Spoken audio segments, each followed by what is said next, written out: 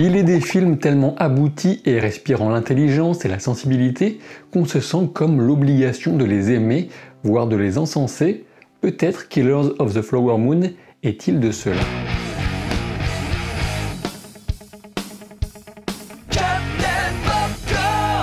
Martin Scorsese nous propose une fresque historique qui retrace la véridique tragédie des exactions qui ont frappé les Indiens Osages à partir des années 20 dans le comté d'Osage en Oklahoma et plus particulièrement dans la ville de Fairfax. Le film fait l'adaptation d'un livre éponyme de 2017 qui a pour titre français La Note américaine.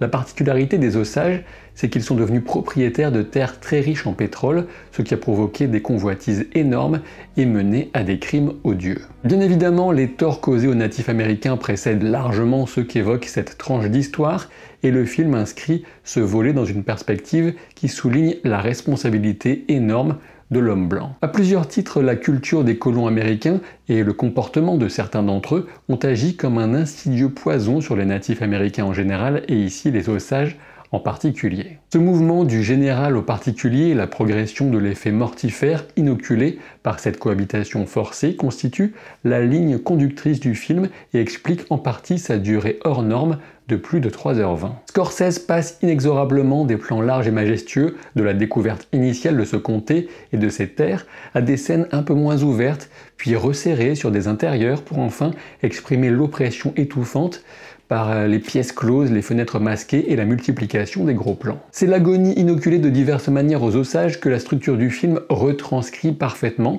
à tel point que le spectateur pourra se sentir finalement asphyxié par cette ambiance dont l'intense lourdeur a été installée insensiblement et patiemment, minute après minute. Dans une seconde partie, j'illustrerai par divers exemples ce propos, mais pour cela il me faudra évoquer quelques détails du film et donc des spoilers. Avant d'en arriver là, je dois revenir sur mon propos d'introduction.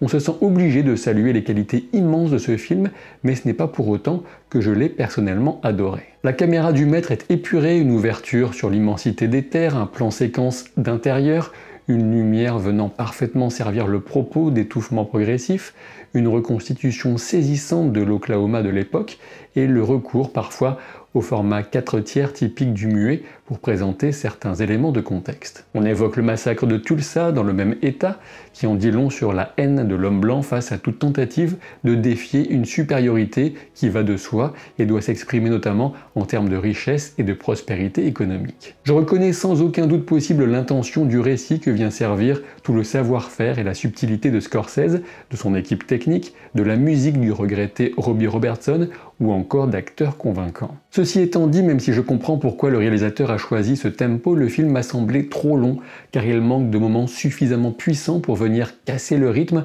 ou rebattre les cartes pour mieux repartir ensuite. Le long métrage conserve une progression à peu près constante sur sa durée équivalente à 2 films mis bout à bout. Et quand une accélération survient dans la dernière heure, il faut dire qu'on a déjà passé 2h30 en salle, qu'on a potentiellement envie de faire pipi, et qu'on en vient au point où les longs films habituels se terminent. Peut-être que la liberté absolue laissée au réalisateur lui a épargné certaines décisions difficiles de narration et de montage qui poussent généralement à resserrer le récit, même si c'est initialement à contre-cœur. En résumé, s'il ne fait aucun doute pour moi que Killers of the Flower Moon est un film de grande qualité, je reste convaincu que son rythme et sa durée rebuteront une partie du public, même ceux qui n'ont pas rechigné face aux 3 heures d'Oppenheimer. À titre personnel, j'ai trouvé le temps nettement plus long pour le film de Scorsese que pour celui de Nolan, même si je restais pourtant intéressé par le destin des personnages et touché par les performances, en particulier celle de Lily Gladstone. Toujours dans l'idée de repousser les spoilers, parlons justement des interprètes. Retrouver ensemble à l'écran les 2 acteurs fétiches de Scorsese, De Niro et DiCaprio, suffit bien évidemment à rendre la proposition extrêmement alléchante de base. Et on sent bien que le réalisateur s'en délecte et d'une certaine façon, au travers de ces 2 personnages, on retrouvera une bonne part de la fascination qu'exprime déjà l'essentiel de la filmographie du maître pour un certain profil de personnage masculin à la moralité plus que douteuse. On retrouve avec plaisir un De Niro tout en menace rentrée et dont la moralité la plus totale se teinte d'une affection et d'une gentillesse de façade absolument glaçante. Quant à DiCaprio, il s'enlaidit au maximum, aidé au passage par de fausses dents, et propose une composition très éloignée de ce qu'on l'a déjà vu faire. Certains jugeront peut-être qu'il en fait trop, mais sachant que la réalité dépasse souvent la fiction, je l'ai trouvé, pour ma part, excellent. Et puis il y a Lily Gladstone dans le rôle de Molly, elle incarne à elle seule le destin du peuple Osage et son calvaire. Entre le diabète qui la frappe comme bien d'autres natifs à cause du régime alimentaire importé par les Blancs, et le mal qui va littéralement ronger sa famille de l'intérieur, il fallait une intensité toute particulière et l'actrice parvient à la conjurer à volonté tout en y insufflant un mystère permanent servi par une économie de mots qu'on nous désigne comme spécifique à sa culture. Par ailleurs, le film est quand même un peu relié au Marvel Cinematic Universe et à tout moment on s'attend à voir débarquer Daredevil, puisque sur un plan on a Eldon Henson qui incarnait Foggy Nelson dans la série Netflix Daredevil. Il fait juste de la figuration, mais bon, sachant la fameuse polémique au sujet des films Marvel de la part de Scorsese, j'ai trouvé cette présence très amusante. Vous l'aurez compris, le film ravira certains et en laissera d'autres sur le bas-côté de son déroulement parfois interminable, mais pour souligner certains messages piquants du réalisateur, je dois maintenant en venir enfin au spoiler. Je vais vous parler du mouvement du film qui part des grands espaces pour aller vers l'étouffement. Le plan final d'Osage actuel formant un motif floral vu du ciel en est d'autant plus agréable en venant pleinement nous sortir de cette ambiance mortifère et en illustrant bien sûr ces fameuses fleurs de lune que deviennent les Osages sur ce plan et que les tueurs du titre n'ont finalement pas réussi à mener à l'extinction totale. La nature profonde d'Ernest Burkhardt est des plus consternantes et le personnage ne cesse de décevoir et de chuter dans l'estime du spectateur au cours du film. Si on présente rapidement la blessure avec laquelle il revient de la Première Guerre mondiale dans la conversation avec son oncle, le diabolique roi de Fairfax, on peut néanmoins en déduire ce que souligne ici le scénario avec cette blessure du personnage incarné par DiCaprio. Ernest a été blessé au ventre, aux tripes, et que ce soit en VO avec Guts ou en VF, manquer de tripes, c'est une des principales caractéristiques de ce personnage. En effet, Ernest n'a jamais le courage de prendre ses propres décisions ou de s'opposer en quoi que ce soit au plan immonde et à la cupidité sans limite de son oncle,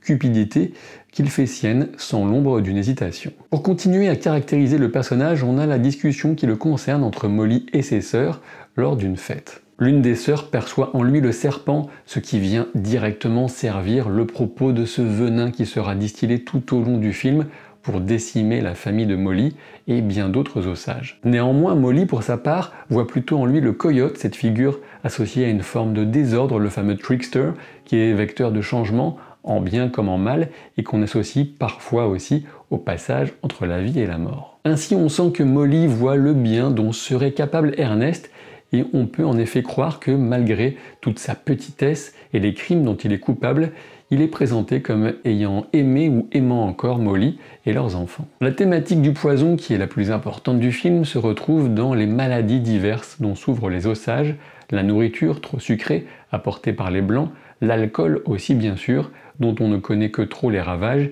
qu'il a causé et continue de causer partout et notamment sur les natifs américains. On peut arguer que le pétrole lui-même qui désigne les Osages comme des cibles est une sorte de malédiction, de maladie de la terre, du moins transformée comme telle par la cupidité sans limite des bourreaux du peuple Osage. La question du racisme est évidemment présente en toile de fond, le regard des Blancs sur ces natifs qui ont l'outrecuidance d'être mariés à des Blancs ou pire encore d'avoir des Blancs comme personnel de maison, voilà qui ne peut être qu'un état de déséquilibre transitoire que l'action de Dieu ou du King, c'est la même chose de toute façon pour lui, devra corriger. On aura même un petit défilé du Ku Klux Klan en toile de fond, des gens fort appréciés par l'oncle justement, ce qui ne nous étonne guère. Le poison le plus évident est bien sûr celui qu'Ernest inocule à Molly avec les doses d'insuline, avec l'active complicité des médecins bien sûr. On ne saura jamais vraiment de quelle substance il s'agit, mais on a bien compris que c'était le concentré métaphorique de l'inhumanité de King, Ernest, Byron, et du reste de leur triste bande d'acolytes et hommes de main complètement cons. Le dernier poison, ou presque celui que Molly ne pardonnera pas,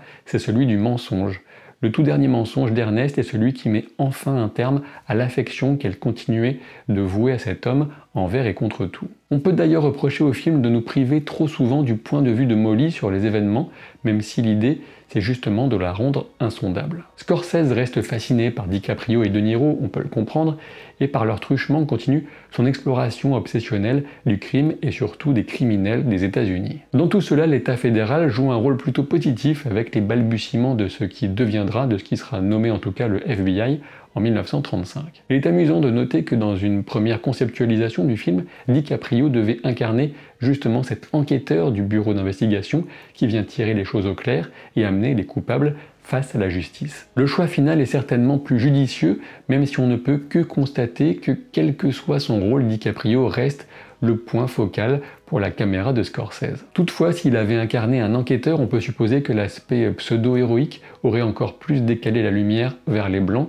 plutôt que de la laisser sur l'histoire des Osages. Enfin, on a cette toute dernière partie qui vient révéler que le film que nous venons de voir était peut-être celui qui vivait dans la tête des spectateurs et auditeurs d'une pièce de type True Crime. Dans cette séquence, Scorsese rend bien sûr hommage à l'art de raconter les histoires et se met lui-même en scène pour le dernier morceau d'épilogue, celui consacré à Molly. On sait l'attachement du réalisateur au grand cinéma qui s'échappe de la pure logique commerciale et qui prend le risque d'avoir d'abord un propos, l'envie de raconter et de dire quelque chose avant de viser directement la rentabilité maximale. Mais pourtant cela ne l'empêche pas de pratiquer un peu d'autodérision quand une publicité pour les cigarettes Lucky Strike dans la pièce vient souligner que la création reste dépendante de l'argent et ce de tout temps, et que même lui, Scorsese, a dû s'en remettre à Apple pour parvenir à sortir un tel film d'un budget très élevé qu'on dit de 200 millions de dollars.